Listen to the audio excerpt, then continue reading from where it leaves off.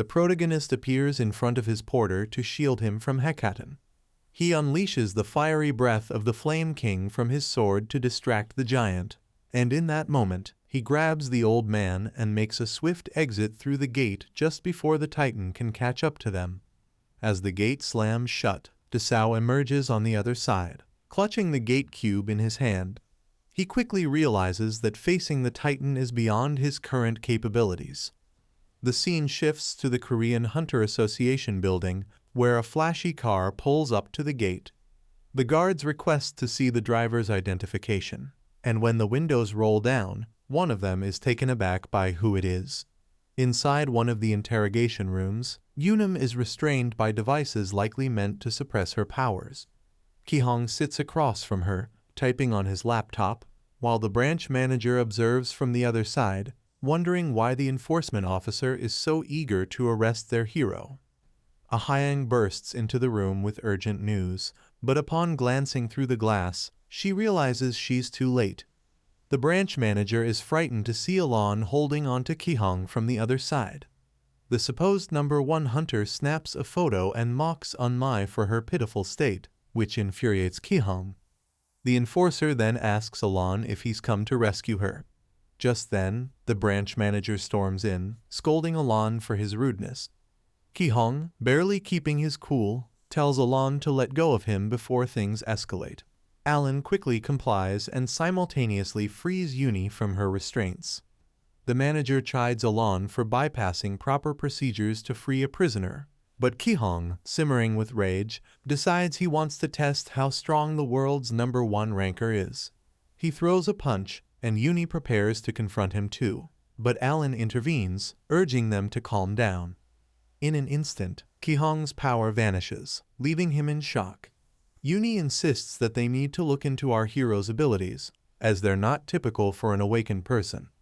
Ki-hong brushes her off, claiming Daesung is the one who saved everyone.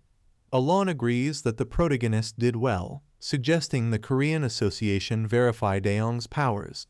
Ki-hong objects, but the branch manager accepts this proposal. He assures them that the association will deliberate and get back to them. Alan then leaves with his subordinates for the time being. Frustrated, Ki-hong expresses his annoyance to the manager for allowing them to leave so easily. The manager retorts, asking if he could have done anything differently, given the circumstances. He feels just as exasperated, but knows there's little he can do right now. Uni praises her soldiers for their efforts, commanding them to return to base and await their next orders. The soldiers follow her directive and head back. Meanwhile, our protagonist receives a notification from the system, suggesting he rests since he's nearly depleted his mana. As he considers the situation, Yongchil celebrates the return of the old man. Tetsuka then approaches Dong, inquiring about the gate. Our hero explains that the teleportation cube seems faulty, linked to Hansa's main base. Thankfully, since he possesses the cube for now, the giants won't immediately be attacking them. Thankful, Yongchil and Daesung express their gratitude toward the Demon King, who casually brushes it off, saying he reaped some benefits from the fight. Afterward, Yongchil requests a meeting with his fan club. Dong can't believe the silly favor being asked of him. Yongchil explains that his fans have expanded globally, and meeting them could enhance Dong Clan's image. Surprisingly, Daesung agrees and decides to include all the KC Cats members. The young streamer can hardly contain his excitement at how incredible this will be. At Han's main base, Hecatan dives into a mosh pit, scooping up the tortured souls, devouring them to rejuvenate and heal himself. Ramsh and the 2 bishops kneel before him, with the high priest apologizing for not securing enough blood, claiming it's because the Titan was revived too soon. Nevertheless, the Titan craves more blood. The scene shifts back to our hero, who's fuming over something. The camera pulls back to reveal the branch manager attempting to explain recent events. However, the fact that the manager felt intimidated by Alon's power doesn't sit well with the Demon King. After a half-hearted apology, the manager informs our hero that Alon wishes the association to verify his powers. This makes them furious, ready to explode. but the manager is puzzled by the World Association's odd behavior. When Dong asks what the association plans to do, the branch manager admits they haven't come to a decision yet. He suggests rejecting the World Association, but Ah-young reminds him that they're pressuring them with the Ether Core integration license, crucial for the entire energy sector. Essentially, she explains that the World Hunter Association owns the rights to that technology. With no other options, Daesung reluctantly agrees to have his powers verified, though he insists he'll do it during his fan meeting. The manager and his assistant look bewildered by Daesung's response. Later, at the Mesopotamian ruins in Iraq, a bright light shines from deep within a structure called the Tower of Babylon, where little robots mine ores. Volks oversees the mining, holding an ore while pondering how it could neutralize aura powers. He realizes that the material used for the gate cube also hails from Babylon. A random guy approaches him, bringing news that the Korean Association will verify Daesung's powers, but there's a catch. He and Alan must attend the hero's fan meeting. The bishop, puzzled, questions the necessity of a fan meeting to begin with. Meanwhile, Yongchil is streaming, announcing his return from hell.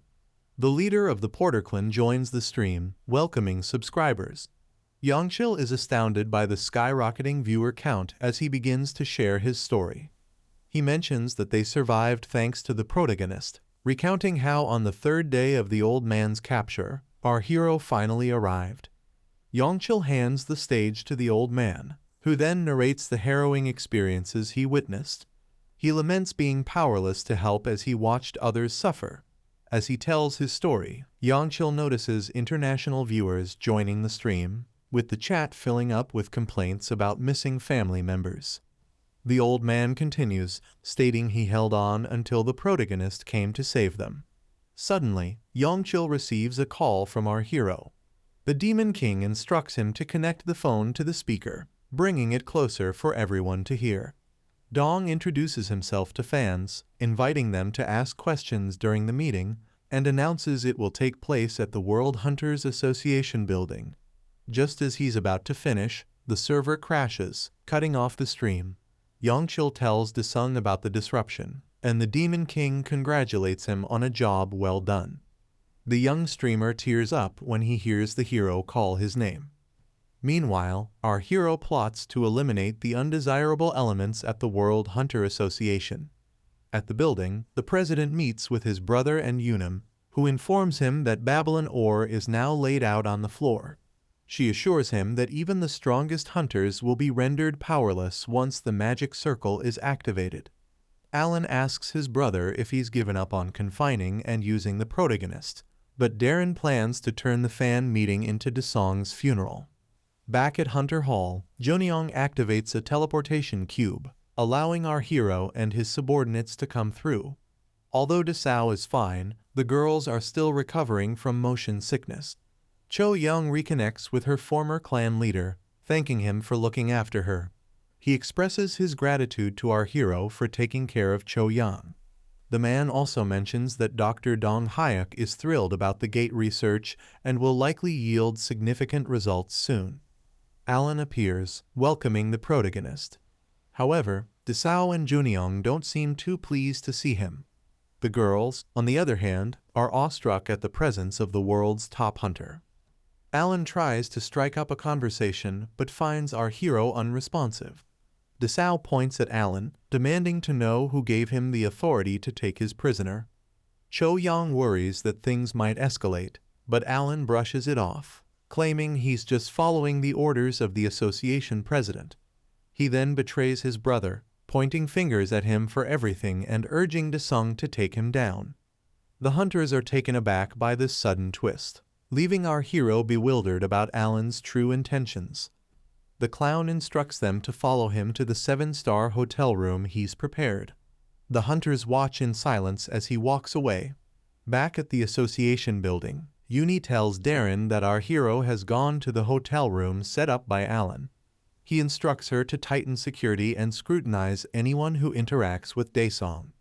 Despite her concerns, Darren insists that capturing the protagonist during the fan meeting would be more advantageous, as it would attract more spectators when they reveal the Demon King's true identity.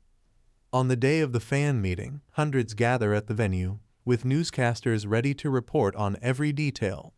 As fans rush inside, a reporter interviews an rank hunter from Chicago named Harry, who hopes to gain intel about the aliens during the event to avenge his family. After the broadcast, Yongchil addresses his subordinates before the meeting starts, and they listen intently.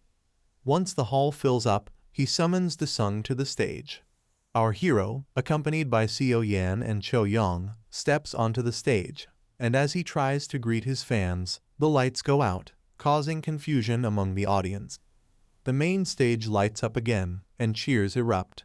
But Desung is irritated because the fans are clamoring over each other, leaving him with no chance to speak.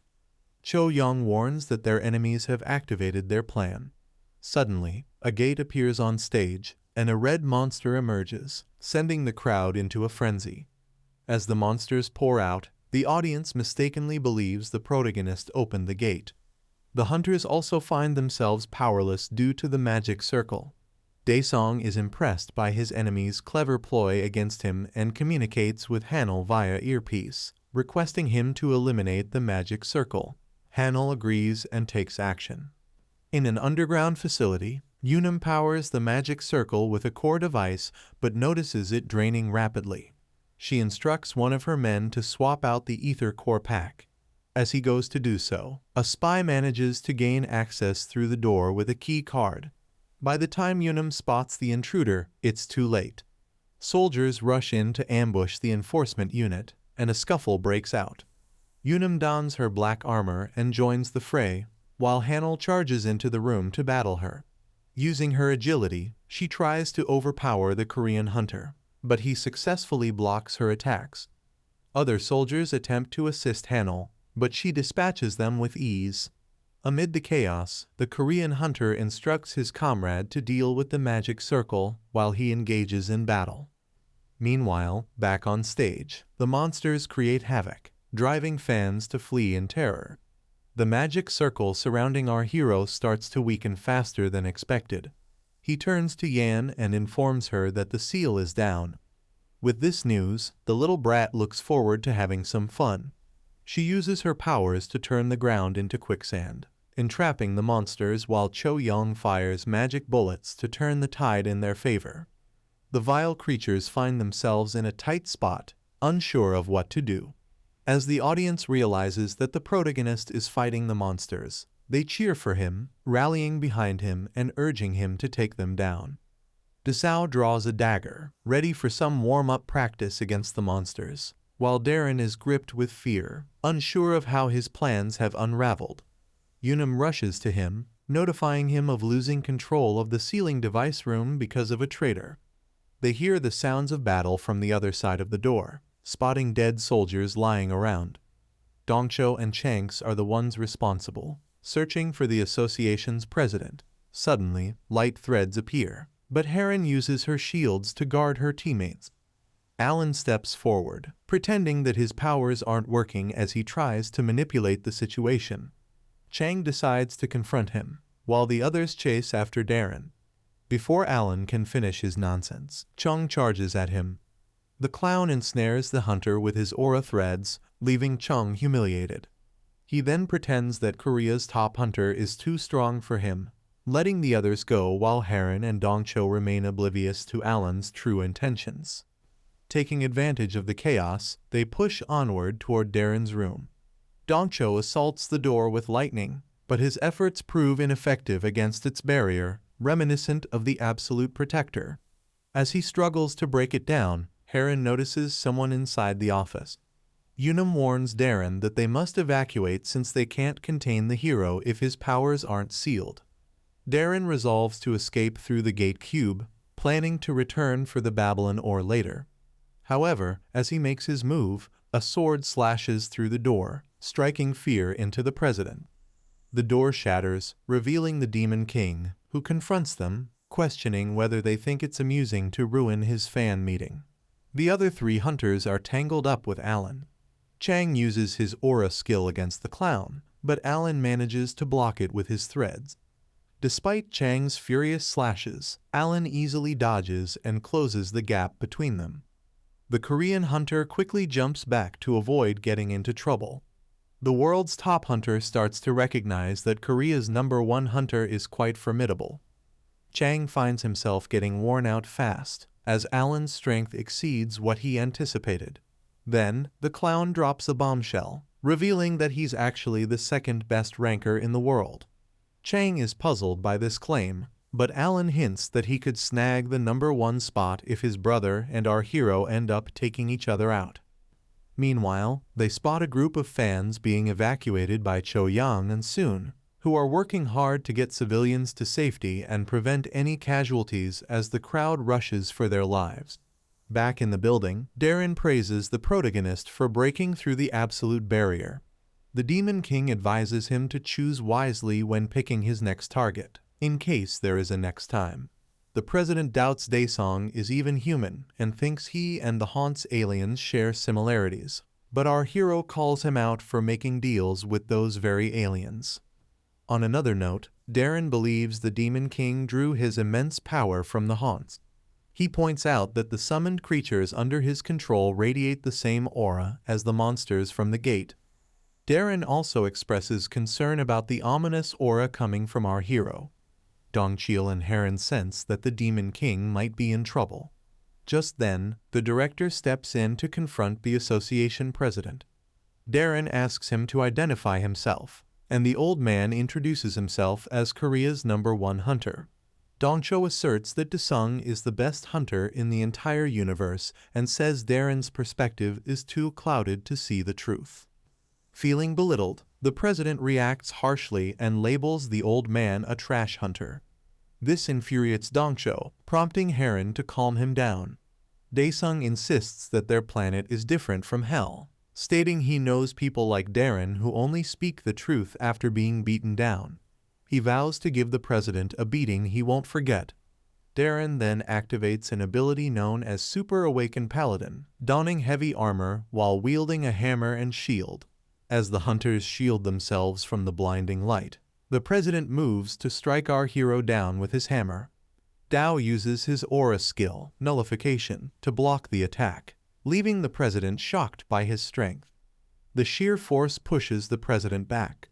Our hero wonders why he seems so surprised, given he's using an aura skill like any regular hunter.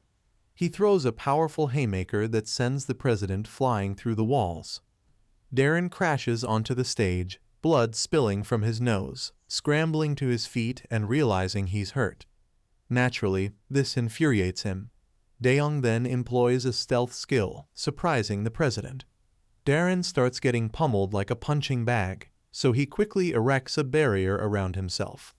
However, the Demon King easily splits the shield, causing it to shatter. Daeyoung delivers a final blow from his sword, and as Darren tries to block, his hammer is knocked from his grip. When his weapon is taken away, Daeyoung questions how someone without faith can be a paladin. The president tries to negotiate for his life, but our hero plunges his sword through the man's chest. After that, the Demon King ignites him like a rotisserie, and the flames keep burning until nothing remains of him. With this, Daesung achieves a 100% implementation rate and breaks the seal of the demon god transformation. An overwhelming aura radiates from his body, making him even more intimidating than before. The bright aura shoots out of the building and into the vastness of space, enveloping him in striking armor. Daesung marvels at his newfound powers, surprised he managed to lift the seal so soon after arriving on Earth. Next, he uses his powers to imprison Darren Anderson's soul with his demon god abilities, significantly expanding the capacity of his soul prison. He then revives Darren's soul, turning the association president into his loyal servant. Later, a news channel covers the gate fracture at the Hunter Hall. The reporter invites Darren to recount the events, and he states that our hero and his team courageously dealt with the gate fracture. Meanwhile, the superiors at the World Hunter Association wonder why the president is praising Daesung instead of securing the resources he promised. Just then, the door to the room swings open, and they are greeted by our hero.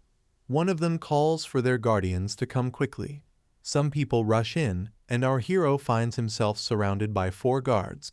He isn't intimidated, but one old fool warns him that each guard exceeds an S-rank hunter.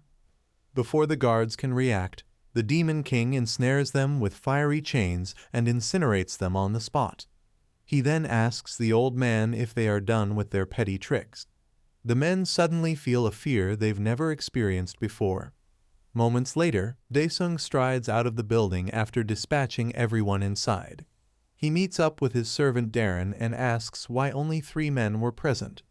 The president explains that those who consumed the Titan's flesh won't return if their partners are dead. They'll do everything to hide. The Demon King considers putting up more warning signs so they can conceal themselves better. Suddenly, the building explodes as Dong departs with his minion. The scene shifts to a bar in a dark alley, where Alan is sipping wine to drown his sorrows over his brother's death. Unum finds him, stating she managed to escape. When she asks about the president, Alan tells her that Darren is likely desp now. Confused and scared, Unum asks what they should do. The clown inquires if she seeks revenge or something else. She remembers how Darren cared for her since her orphan days. Alan encourages her to move on, stating that the protagonist's aura is on another level, but she struggles to believe it. Just then, as the bar door opens, everyone suddenly passes out except for the hunters. Asen remarks that he's never felt an aura like this before. A woman wrapped in golden bandages arrives, introducing herself as Barach, the 3rd ranked in the Celestial Order. Unum trembles and eventually passes out like everyone else. Barachiel finds the humans' behaviors strange. Their ambitions stretch to the farthest reaches of the cosmos despite their fragile forms. Fearful, Alan asks if the Celestial was sent by Daesung. She tells him to calm down because she's there to save the planet. But the unconscious bodies in the bar tell a different story. Barachiel notices that the planet's source is trying to expel her, while Asen struggles to keep upright under her overwhelming pressure. She touches his forehead, speaking of the malevolent stars of Hans and the iron prison on Earth. Then she marks the clown, saying they will meet again soon. The scene changes to the dimension where the Hans Titan, Hecatan, tears off his arm, spraying blood everywhere. Suddenly, strange creatures begin to emerge from that blood. In mere seconds, the Titan assembles a massive army, calling out for more blood and instructing Ramsh to open the dimension gate. The High Priest explains that Earth's creatures are overflowing with ether energy, and if they're destroyed now, it could ruin their plans. However, the Titan scoffs and insists Ramsh open the gate. Caught in a tough position, the High Priest thinks of how to ensure the bishops secure those capable of reproduction. He tells the Titan to be patient, as opening the dimension gate takes time. Ramish turns to the bishops, ordering them to prepare the gate. Meanwhile, in the Pantheon dimension, the system informs our hero that he can utilize Hell's skills in that realm. He is also capable of creating up to 4 apostles. His servants assemble with him, unsure if they are there for training. As he focuses on them, Xiao Yan wonders why her master has a devilish grin. He tells them he plans to make them 10 times stronger than they already are. The director is curious about how the Demon King intends to accomplish this. Daesung surrounds them with intense flames, and they scramble to shield themselves from the heat. As the flames intensify, the protagonist urges them to endure. When Xiao can't take it anymore, she pleads with him to halt the madness. Still, Daesung insists this is essential since they have just 72 hours before the Han's aliens invade.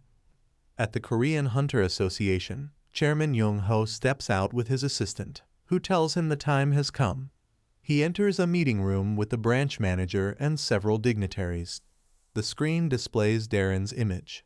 The chairman of the Chinese Association, Wang Guai, reveals that Darren has called for a doomsday meeting, which would require him to relinquish his position. Darren declares he will resign after the meeting, but the Japanese and European representatives want him reinstated. Conversely, the chairman of the Russian Association, Mikhail, insists his country will hold individuals accountable based on the meeting's outcome. Yang Ho is frustrated because everyone is playing politics during a crisis. He tells them to quiet down so the president can explain the meeting's reason. Darren thanks the old man for clearing the way and then informs everyone about the impending Haunt's invasion happening globally in 3 days. Some are taken aback by the news, and Mail questions if Darren can carry the weight of such a claim. Darren assures them he got the intel from Desung and fully trusts it. The president's behavior catches Young-ho off guard, and he wonders when he changed so much. Even the Korean branch manager suspects something happened at the fan meeting. Wang Wei then asks if Daesung was the one who prevented destruction in Shandong, with other chairmen inquiring whether our hero saved their respective cities. Darren then declares the deployment of all resources from the World Hunter Association and urges each country's association to prepare for war. Days later, the city streets are overflowing with hunters. Har asks Chong if he's nervous, but he replies he's mostly curious. He feels this war is actually going to happen, unlike her. He then inquires about the domestic and international teleport gates. Heron tells him the gates have been set up in major cities worldwide to broaden the defensive range, allowing hunters to help themselves as needed. Chongguk still hasn't seen the one who predicted the invasion. He learns that Darren is on a special operation, so he asks about Seo Yan and Donkyal. The lady informs him that those two are on a mission, but Chang wonders what our hero is plotting. In a large school building, the gym is being utilized as a shelter for civilians who appear anxious, uncertain if this war will spell their end. Two guys chat, and the blonde one doesn't understand why everyone is so panicked. He gets a call from his friend Juke, who thinks staying home is safer, arguing that monsters would likely target crowded places. His friend wishes he had done the same, feeling exasperated from waiting in line for the restroom. The self-absorbed one doesn't care as long as he's all right. Suddenly, his friend shouts about the emergence of a gate. In that instant, numerous gates appear in the skies, and an aura protector activates around the city, while the hunters brace themselves for battle. Dark monsters start spilling out of the gate with no end in sight. The city's defenses charge their aura cannons, ready to fire at the signal. The cannons unleash a devastating blast, obliterating monsters before they can reach the city. As the soldiers notice the cannons' effectiveness, they keep firing, but eventually, more monsters start landing, their impact crushing buildings and wreaking havoc across the city. Juke, feeling secure at home, encounters one of the Titan's minions, which unfolds itself and prepares to dispatch him. With more monsters descending upon the city, the hunters swiftly spring into action, cutting them down. One hunter who slices a monster turns to his comrades, declaring they're easy to defeat. But soon, the ominous minions begin fusing together, growing larger, sending chills down the hunter's spines as it swiftly annihilates one of their own, inciting fear among the others. At the association headquarters, they observe multiple gates appearing nationwide, and the numbers aren't dwindling. One worker informs the branch manager they've formed a defensive line around the shelters and are engaged in battle, but some areas remain unguarded. Aoyong adds that the gates and monsters are multiplying rapidly, leaving them in a complete mess. Back on the battlefield, Heron boosts Chongsik's skills. The hunter activates his ultimate technique and leaps into the air, decimating several monsters and daring the others to take him on. He uses a massive taunt skill to redirect most of the monsters' attention. However, Heron thinks he's foolish for taunting them in such a dangerous spot. The Titan's minions begin fusing once more, forming a gigantic beast. Chang launches himself toward the beast's head without a second thought, causing Heron to panic. Over in Beijing, China, the Shaolin monk hunters are fighting against the Titan's minions that have appeared in their territory. Hope glimmers in the citizens' eyes as they witness the hunters battling the monsters. The monk urges everyone to evacuate quickly due to the danger, but the people are stubborn and hesitate. As the monk hunters continue to engage in battle, the minions combine again into a colossal monster. The hunters promptly deploy a formation to counter the transformation, but one monk struggles to adapt, allowing the large minion to easily attack them. Seeing the situation grow increasingly dire, the citizens finally decide to flee. Yang Wall arrives to assist the troops. Meanwhile, in Japan, Tatsuka and his fellow ninjas are facing their own challenges in battle. Using his aura skill, he unleashes a barrage of shurikens that defeat numerous monsters at once. He then commands his squad to charge forward. As they rush toward the monsters, the minions combine once again, forming a massive three-headed serpent. The creature lashes out with rapid attacks, making it tough for the hunters to evade. With the troops overwhelmed, Tatsuka leaps into the air to strike down the beast. But as he descends, the three heads merge into one, catching him off guard and placing him in a precarious situation. The scene shifts to the Tower Palace at Daesong's residence, where monsters are flying towards the citizens. A combat unit fires at the creatures with their guns, but the bullets fail to penetrate. Moments later, the barrier surrounding the home shatters, throwing civilians into chaos. They glance at the door, realizing the parking lot is swarming with monsters.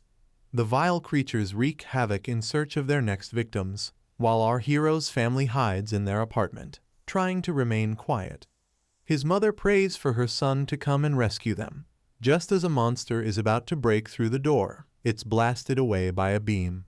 A summoned wraith materializes to protect the family, calling the monsters remnants of the Chaos Legion. The wraith summons soldiers from the Iron Fortress to slaughter all the monsters within the building. The undead soldiers rise from the ground, engaging in a fierce battle with the Titan's minions. After defeating them, the ghost informs the Demon King about the eliminated monsters. Despite having warned the hunters in advance, Desao is furious with them for failing even a single task. He instructs the Ghost King to stay put until he arrives. Desao plans to take care of the intruders who dared to invade his home and threaten his family. He turns to his servants, who now sport horns on their heads and have been transformed into deadly warriors. Opening a gate, he strides into battle alongside the three hunters. Once everyone jumps in, Chang goes all Leroy Jenkins and leaps into the portal, landing on the other side like he's trying out for a Spider-Man role. But deep down, he's rattled when he sees this horrifying mountain of human bodies piled like trash at a sketchy landfill.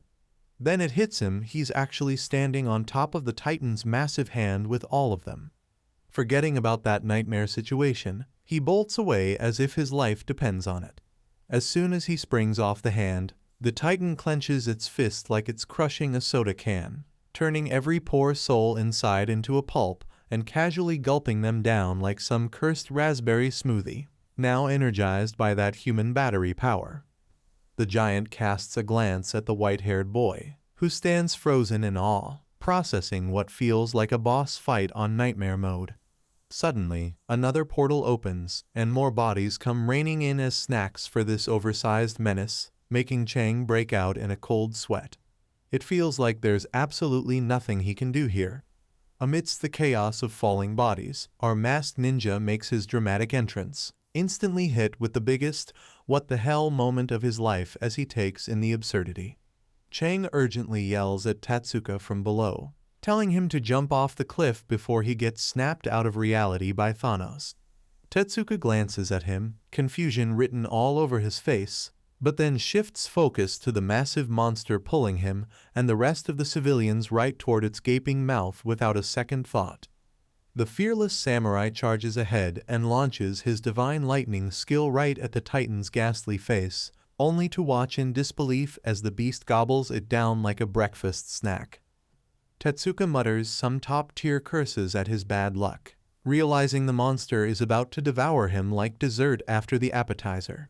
Suddenly, smoldering chains whip around the Titan's arm, causing it to stagger back. As this unfolds, our Demon King shows up with his gang, calling out the big guy for eating like a shamelessly obese American. Making it clear this is its last buffet, the Demon King is about to wreck shop with his horned apostle army. Noticing the Titan in trouble, the High Priest commands his squad of freaks to wipe out all the so-called sinners. The two ugly demon clowns charge straight at the Demon King himself, but he doesn't even bother looking at them, his aura too high level for that. Just then, Ultra Instinct Dongcho zooms through the air, landing a brutal bone-crushing jab into the first enemy's face. launching the poor fool like a rag doll into the distance. This only makes the lady demon angrier. She fires off a vicious energy blast aimed at Dongchul. But just before it lands, Choyang steps in, prepared to take the hit. As she stands her ground, eerie, monstrous eyes start to form in the air around her, trapping her in their gaze. At that moment, a random demon joins the fray, loud and proud, claiming he's been blessed with sacred demon eyes by the almighty Titan, and is about to unleash havoc on everyone. But before he can finish his nonsense, Chucky's shadow sneaks up on him, whispering that it'd be a shame if something happened to those precious eyes. In one swift move, the cursed doll climbs onto him and begins to claw out the eye he was so proud of, ripping it from its socket without mercy. Meanwhile, the Titan seethes with rage at Dong for interrupting its mid-battle lunch and swears it'll deliver him the most agonizing death imaginable. Unshaken, the hero pushes past his limits, summoning a dozen more blazing chains to wrap around the Titan, making it clear he's still got the upper hand. With the aura of a true demon, the ruler of hell dares the colossal monster to bring it on. Frustrated, the Titan commands its scattered minions to regroup immediately. Back on Earth, a lurking demon is about to finish off a terrified office worker when it suddenly freezes, receiving the Titan's signal, and instantly pulls back without taking another step. Soon after, the hunters watching realize the demons are all retreating, heading back to hell through swirling gates. With no time to waste, they start taking out as many as they can before the last of them vanish. As the final monster slips away, the hunters stand there, stunned and confused, trying to piece together what just happened. Meanwhile, desperate voices echo through the skies as people scream and cry for their dead families to come back. But our boy just stands there, exuding swag in the middle of a giant dust cloud, his expression deadly serious. Dong calls upon his soldiers, and undead warriors begin popping out of the crowd like it's the Walking Dead. An overwhelming number of these cold-blooded warriors gather around the battlefield, silently waiting for orders. After that, our hero instructs them to protect the citizens and guide them away to safety. But the terrified people yell and curse at the undead, who just take the verbal punches and stick to their mission. Meanwhile, two white-haired dudes approach Desung, casually greeting him like it's a class reunion. One even thanks our guy for saving his sorry behind. Just then, our hero suddenly staggers and groans in pain as the mad Titan thrashes wildly against the chains like a rabid asylum patient trapped in a straitjacket. Taking in the grim situation, our hero tells the duo to lock in and focus on saving as many humans as they can. Leader Tetsuka tries to argue, saying it's just not doable right now, but our hero insists. These people are clinging to the desperate hope of making it back home. Right as the scene cuts to crying victims breaking down around them, he shuts his eyes, flooded with memories of hell, as the PTSD hits him like a truck, the current scene mirroring all of it way too closely. The two can only stand there, watching him get dragged through his memories in silence until Chang suddenly shouts that Desung should go take care of the giant behemoth while he handles getting all the civilians to safety. Tetsuka catches on, taking off at full speed to follow his partner's lead, fully locking in as he zones in on the massive steaming dumpster fire of a creature rampaging around. Meanwhile, the Titan still thrashes like an angry toddler in a harness and shoots Daesung the stinkiest side eye, vowing to never forgive him and swearing to wipe out all of humanity. Suddenly, a system warning pings, saying using more power might actually kill him, making him wonder if his transformation could glitch out if his level drops. As he stares down the chaotic monster in front of him, our hero tells his summoned apostles to go ahead and cancel that giant's life subscription permanently. The trio rushes forward, but just before they can reach the Titan, its underling bishops suddenly pop up, looking desperate to get flattened. Cho Yong launches ahead, dagger raised, and they exchange blows at nearly light speed. The crusty monster tries a cheap shot with her wrinkly spider legs, but Chong is 2 steps ahead, dodging and firing off one of her special moves, Extreme Javelin. She slams both daggers into the ground, unleashing massive sharp ice pillars that erupt at the monster. It tries to counter, smashing the stones apart while tossing some weak taunt at Cho Young. Just then, she accidentally catches a glimpse of her filthy face in a broken ice shard, realizing she's cooked. Without wasting time, our girl turns the wrinkly foe into instant mincemeat using her daggers while the monster mutters something pitiful about Daddy Titan before entering permanent sleep mode. Suddenly, a red orb shoots through the air, making Cho Young pause and wonder if she really defeated the ugly bug or if things just got worse. The Titan powers up and begins thrashing harder. The Demon King quickly figures out that the giant heap of garbage is actually absorbing his own subordinates. Meanwhile, Lil Chucky revels in the chaos, stabbing one of the underlings non-stop as the poor guy fades out of existence, muttering the same weird line about Daddy Titan. The Chaos Titan absorbs another giant energy-filled orb and screams louder, threatening to break free from Jigo binds. Seeing the system notifications, our hero feels confused about why the enemy is somehow getting stronger despite being clapped and wonders if they might have cheats. Just then, Dongol pulls a Street Fighter move, unleashing a Hadouken that tears through another bishop, turning him into a less than appetizing donut. Our Demon King realizes that the final bishop also recites his Daddy Titan's anthem. After being force-fed the final energy-filled orb, the Titan screams in pure rage but remains unable to escape the chains. Still, not all hope is lost. Two shiny drops appear in front of Dongcho exactly where he defeated the last bishop. Seo bends down with her cursed Chucky doll, hypnotized like a baby attracted to glittery objects. The system notifies him that each apostle has absorbed the Chaos Titan's flesh and leveled up, increasing their recovery speed beyond total capacity. Our hero powers up to Super Saiyan level, radiating a purple aura as a nasty smile spreads across his face, thanking his non-existent gods for this new chance. Finally, he decides to unleash his power, summoning his giant sword and flying toward the bound Titan like a made-in-China Levi Ackerman, who stares at our hero with murderous intent. The Titan suddenly realizes something, making its eyes widen in shock as it wonders if our hero is the ruler of hell. Disong gets furious that the Titan didn't know who it was dealing with and throws out some unsavory words about its mother. The giant behemoth attempts to use talk no jutsu, claiming they share the same fate and are two sides of the same coin, but accidentally spills a hidden piece of info about heaven. Our hero pauses, questioning what the Titan means by heaven's design. The giant blurts out that two beings as powerful as them can't exist in the same dimension. But if they combine their powers through friendship, they'll be unstoppable, spreading their kingdom across countless stars and dimensions. Just then, a voice calls out to our hero, and he begrudgingly turns away from the Titan, giving a fierce look in the voice's direction.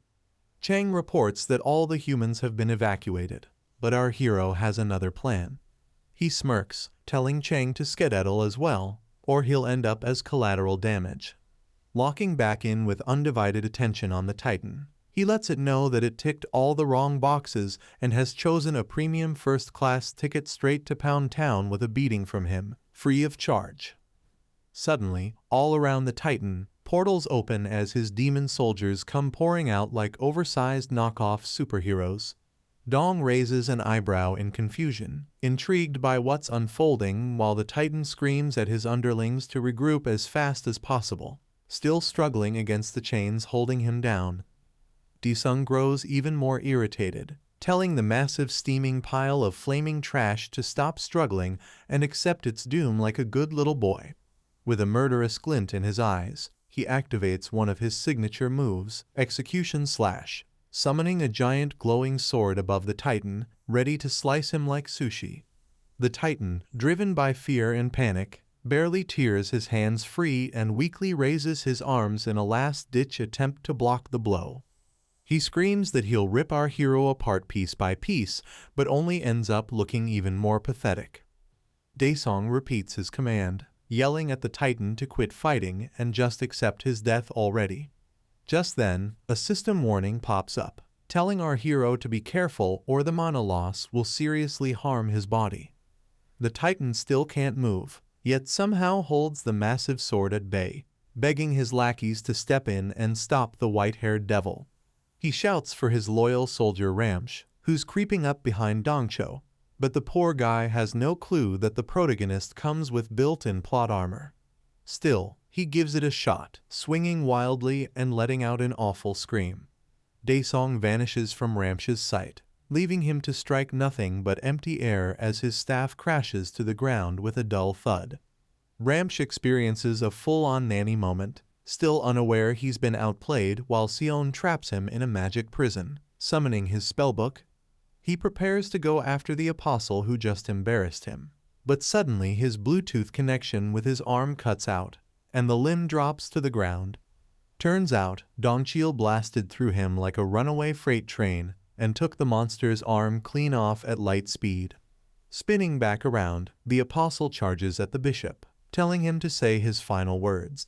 Ramsh can only think about how beings as mighty as them have been brought so low by these pathetic humans, just before he falls victim to a common case of sudden head loss syndrome.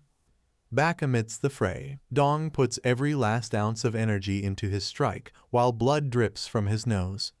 The Titan, bleeding from multiple wounds, struggles to stay upright as his body begins to fall apart under the pressure. The resistance doesn't last long, and before the Titan realizes what's happening, the massive sword comes crashing down, slicing through his arms like they're made of Swiss cheese, then splitting his body clean in two, like siblings fighting over dessert. With nothing left to do, the Titan shoots our hero one last bombastic side-eye, swearing revenge for catching him slacking off. Once the battle wraps up, the steaming heap of trash finally dissolves into smoke as Daesung floats above the chaos, calm and proud, while gazing down at his work. Looking up at the eerie purple skies, he hears the system notify him that he's officially beaten the Titan god, but he's left with only 1% energy, completely drained. He tries to steady his breath, wondering if it's really over, as his armor begins to crumble away, leaving only the part on his arm intact. Ahead of him floats a huge, ominous heart-like mass oozing blood, and the system announces that since he beat the Titan, he's now eligible to absorb that divine power. Dong licks his lips, realizing he needs this power-packed snack or he might end up face first on the floor. But before he can even move, a blade suddenly pierces his chest, making his eyes widen in shock. A voice behind him says, "Thankfully they aren't too late and have shown up just in time." While Daesong grits his teeth in pure rage and disbelief, he angrily demands to know what the cross-dressing warrior thinks he's doing. The being controlling the warrior compliments Dong for taking down the Titan of Chaos, casually patting his shoulder, but makes it clear that the powers of chaos aren't his to claim. Without waiting for a response, they stride toward the Titan's core like some overly dramatic JoJo character. Daesung, done with the nonsense, tells them to stop messing around while gripping the spearhead so tightly it starts to crack in his hand. The system keeps flashing warnings that pulling it out will likely be fatal, but he doesn't care and presses on regardless. The entity controlling the cross-dressing warrior warns him not to proceed, explaining that the spear was crafted to restrain beings like him. With no options left, Dong draws his sword and charges at the zesty warrior, who closes his eyes in disappointment. But instead of reacting, the being stops the blade mid-swing with an effortless flick of their wrist, wielding their focus like a master. Daesung demands the zesty fighter reveal their true self, and finally, the disguise fades away in a swirl of white smoke. Now facing the golden being, Dong narrows his eyes, asking if she's a celestial. She ignores his attitude, beginning a dramatic monologue like an NPC, explaining that he may have extended his star's life for now, but it's only a matter of time before another Chaos Titan is born. With a nasty smile, she tells him to stay in line and play his part like a good boy, then slowly fades away, warning him not to do anything stupid until their paths cross again. Daesung curses his bad luck, scowling as he instinctively reaches for his chest, only to find the spear is gone, leaving a big hole in his shirt and even more confusion. Just then, Xiao Yan rushes up, calling out for her master as she zooms toward him, blushing as she catches her breath. teasingly asking what naughty stuff he did to her. Dongkol shows up behind her, explaining that they all passed out during training and somehow woke up in this situation. That's when Dong has a light bulb moment, realizing that apostles must lose their memories once they transform. He tells the group he'll fill them in once they get back. Cho then points past him, saying something weird is happening behind them, making Dong glance over his shoulder in confusion. Back in the city, civilians lie on the ground as medics and healers try to help them recover from the trauma of nearly dying. Two people thank Heron for healing them, but their moment of peace gets interrupted as another portal appears, immediately putting everyone on edge. Some panic, thinking monsters are invading again, but Heron simply smiles when she realizes who's coming. The duo from earlier stares in disbelief, wondering if Dong's crew actually managed to beat the Titan. Just then, our hero and his gang step out of the portal, radiating pure swagger, and the crowd erupts in cheers. People rush to congratulate and thank them for their efforts. But even with all the praise, Disung stays quiet, deep in thought, wondering if the entire disaster could have been avoided somehow, even after everything that's happened. The Demon King is completely stumped while staring at the floating book in front of him. He's racking his brain, trying to appear clever, but something feels off.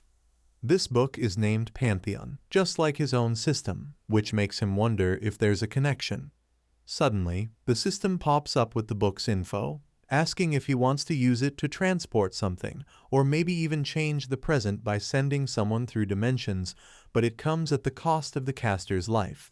He gets the first part, but the second command leaves him scratching his head. Checking to see if the system is actually linked to the book, he gets a weird, glitchy response that only adds to his confusion. Then, out of nowhere, the book starts flipping pages on its own, glowing brightly and shooting lightning like it's in some sort of music video. Just when things start to escalate, a massive, slimy tentacle monster bursts out of the book, lunging straight at him at breakneck speed. Daesong reacts in the nick of time, raising his arm to block it as a giant red tongue wraps around his arm like a snake. The book's voice then asks if Daesong is now its new owner, leaving him even more puzzled.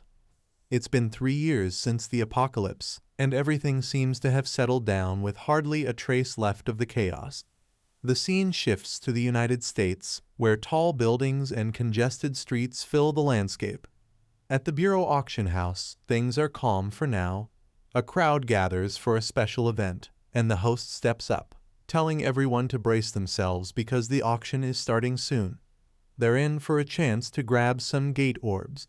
With a confident grin, he reveals the first item, C-grade orbs that can open up 10 monster gates, reminding everyone that only small or mid-sized clans can join.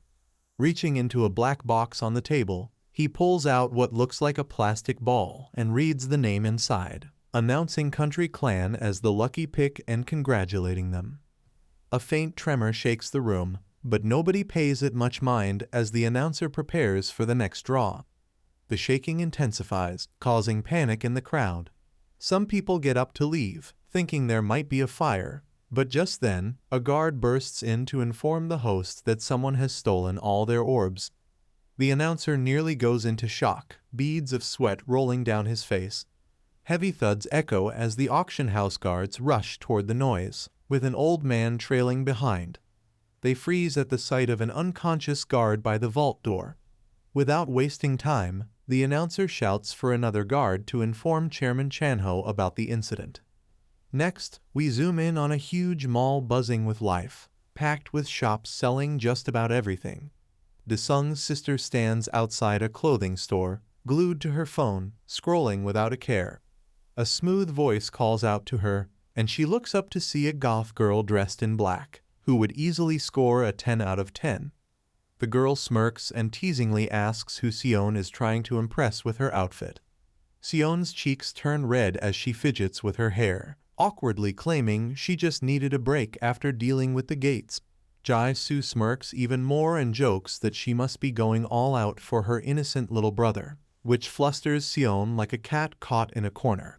Jae-soo continues, saying it's a shame she didn't plan to meet him today since she had planned to talk him up. This shatters Sion's poker face. Jai-Su suddenly realizes that the goth girl has a serious crush on their charming demon king, which Sion can't hide anymore. Reflecting on how things have been for 3 years, she realizes there's always felt like something missing in her relationship with her master. In disbelief, her sister throws her hands up, admitting she's been crushing on her brother for so long. Shopping can wait, there's juicier tea to deal with now. She insists they head over to Desung immediately, leaving the goth girl even more flustered. The scene transitions to the hero's organization, where the elevator dings loudly and a man in a sharp suit steps out, clearly annoyed as he adjusts his tie. Walking into a quiet room filled with huge wine bottles, he spots Dong knocked out on the couch, enjoying a well-deserved nap. The man calls out Daesung for his lazy attitude, mocking him for sleeping all day instead of working. Daesung instinctively grabs the man's hand to avoid being startled awake. Half asleep, he manages to sit up, finally realizing the man is Chairman Jiang. Still groggy, he flops back onto the couch, which irks the chairman, who questions Daesung's careless attitude. Chanho gets serious, informing him that there was a major incident in North America where every gate orb was stolen from a secure vault. Daesung's focus sharpens as he asks how many orbs they had even sold to North America in the first place. Chanho starts listing the staggering number. Daesung raises his eyebrows at the decision to sell 7 grade orbs to them, but Chanho counters that it was that very deal that helped them build his underground lair. He whines that things were finally quieting down, but if a gate fracture happens now, all that peace will vanish. Daesung points a finger at him, insisting that the blame will fall on his shoulders for selling them. Chanho responds that it was Daesung's orders in the first place anyway. Daesung closes his eyes, pretending to brainstorm a way to recover the stolen orbs. Chanho questions if that's even possible, and Daesung lets out a deep sigh, admitting there's actually one way to locate them, finally standing up to show he's serious about the situation. The two men grow alert, realizing they're no longer alone. Ju walks over, surprised that she managed to catch up with Chanho. She beams and locks arms with the chairman, whining that he's been too busy with work lately, and she misses him. Chanho tells Ju to relax and step back, but it's too late. Daesung loses it, demanding to know what's going on between them. Ju boldly declares she's dating Chanho, who looks like he wants to disappear. Daesung grows more furious, but Ju counters that he has no idea how much Chanho cared for her while he was away. This only fuels Daesung's anger as he glares at the chairman, demanding why he didn't say a word. Chanho tries to dodge the question, but Sion suddenly calls out to Daesung, her face flushed. This sends Daesung into a panic. Sion explains that Ju told her to call him that for effect, turning even redder as she looks away. Jai-Su stands smugly, pointing out that Sion clearly likes him and telling him to give her a proper answer. Daesung is left speechless. Suddenly, a cup crashes to the floor, drawing everyone's attention. The culprit, Choyan, who apologizes with a straight face for being clumsy. Ju freezes in shock, realizing that a new challenger has entered the scene. After becoming the demon god, Desao now has the ability to see the thread of causality, along with another odd kind of thread. When he looks around, he notices that every person has a glowing thread attached to their body, shining with varying intensities. Seo can't help but feel disbelief as a wild thought crosses her mind. Could it be that Cho Yang is also developing feelings for him?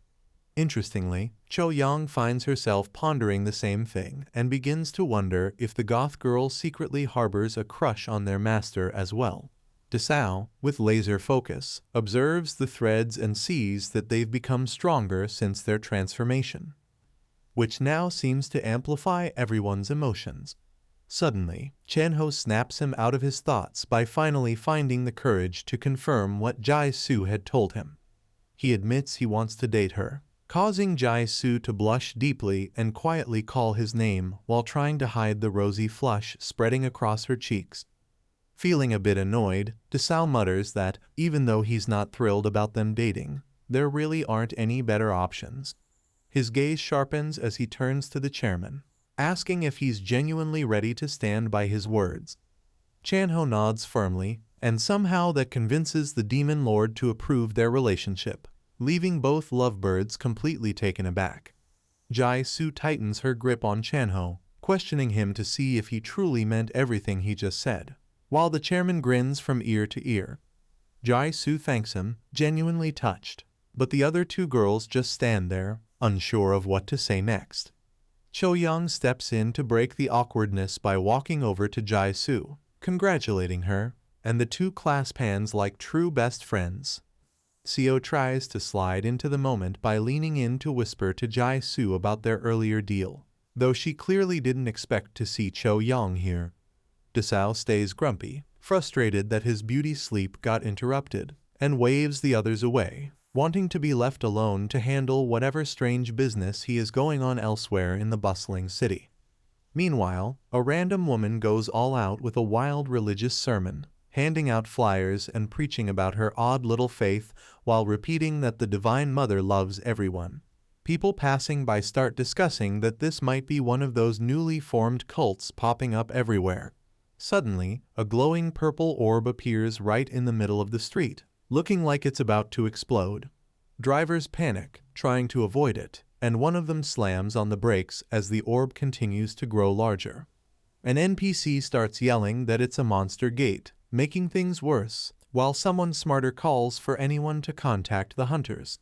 At that moment, the cult girl tosses her flyers in the air like confetti and walks calmly toward the orb, radiating an energy as if she's gearing up. Bystanders shout warnings, but she just approaches the giant orb, gently placing her hands on it while reciting a prayer to the mother. To everyone's astonishment, the unstable orb starts to shrink as if responding to her words, and the crowd is left in stunned silence, marveling at her powers as the gate continues to diminish. Eventually, it disappears entirely, and the woman claps her hands before returning to promoting her cult with loud claims that those who believe in the mother will be granted endless blessings. She stays in prayer mode, seemingly unfazed by the blaring sirens of police cars that soon arrive, surrounding the area with flashing lights. Meanwhile, a giant bag full of glowing gold bars drops with a thud as Dason tells the magical book to start consuming. Without wasting any time, the creepy monster book unrolls its massive tongue, coiling it around the expensive bag like it's a tasty snack. Desao sighs in defeat, shaking his head, clearly fed up with the book's strange obsession with gold. The monster book retorts that gold tastes better than the creatures it used to eat and wonders why its previous owner didn't feed it such delicious food. Desao's mood shifts as he gets serious, demanding to know what happened to the orb the book had created. The monster book responds by flipping through its pages at lightning speed before stopping on the needed one, sending a flash of light shooting upward. It informs Desao that the orb they're searching for is actually quite close to their location. Meanwhile, at the World Hunter Association HQ in Dijon, a petite secretary approaches the chairman, informing him that one of the stolen orbs has activated inside the country. His reaction is immediate. He yells in frustration, wondering why no one reported this sooner. The secretary assures him that there's been no damage to any structures and that the situation is still under investigation, along with the previous night's incident. The chairman raises an eyebrow in curiosity, asking if the incident occurred within the management zone, but she quickly clarifies that it happened in a civilian area. This news catches him off guard, and he asks if Dong was involved. His surprise grows as he learns that the culprit was just some random girl claiming to be from the Heavenly Mother Church. The chairman repeats this information, trying to process it. While back in the exam room, the branch manager turns to Kim, asking if the test results for that unusual woman are finally in. Kim reports that the results show absolutely nothing out of the ordinary. She's just an everyday person working as a school teacher. The branch manager is baffled that a civilian could clear a gate without any hunter skills and informs the manager that she has full clearance for further investigation, which the manager agrees to right away, not holding back. Outside the test chamber, Kim expresses sincere thanks to the woman for helping save so many civilians, but the woman simply clasps her hands together and prays, asking the Heavenly Mother to bless Kim too, even using her full name as if she knows her from kindergarten. The manager straightens her glasses, suddenly alert, wondering if she accidentally revealed her name without meaning to. Over at a church-like building, loud chanting echoes through the street as cult worshippers passionately shout the name of the Heavenly Mother. One of the leaders spreads propaganda, claiming that the peace they have now is temporary, and warns that hunters will soon use their powers to take over the world. The crowd throws their fists in the air, yelling racial slurs at hunters and cursing their bad luck for being regular, powerless humans. The sermon leader calms the audience, assuring them that justice will prevail against the hunters. Under the protection of the Heavenly Mother, Kim flips a switch in her mind, realizing that this is nothing more than a textbook cult. The same woman from before asks Kim if she can feel the power already, to which Kim just nods along. Things take a sharp turn when the sermon leader suddenly removes her veil and commands everyone to rise for the sacred heavenly chant. Kim's instincts kick in as she recognizes this leader as the cult enforcer, Yunmi, and realizes she needs to report this immediately. But before she can act, she feels a creepy hand on her shoulder, and the deranged woman next to her begins chanting loudly with the crowd, sending chills down Kim's spine. Just when she thinks she might try to escape, something slams into the back of her head, knocking her out cold, while the cult worshippers gather around her, still chanting with eerie fervor, calling for her to receive the grace of the Heavenly Mother.